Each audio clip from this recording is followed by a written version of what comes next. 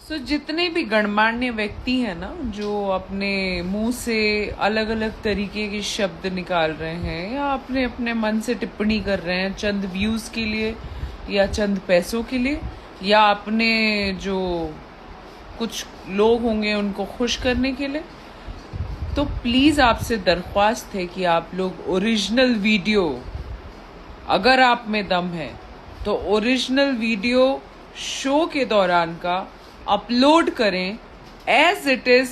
जब से मैं वहां पहुंची हूं तब से लेकर अंत तक। जहां बात करें लक्ष्मी का, तो ऊपर वाले से बड़ा मेरे लिए भी कोई नहीं, ठीक है ना। आज जो ताकत और जो भी आज चल रही हूं वो अपने माता रानी और महादेव की वजह से ही चल रही हूं। उनकी ही बेटी हूं और उनके ही दमखम से जो भी दिखाती हूं मंच पे ना, वो सब उनका दिया हुआ है। इसलिए मुझे ना ज्ञान दें आप लोग, कृपया करके वीडियो डालें।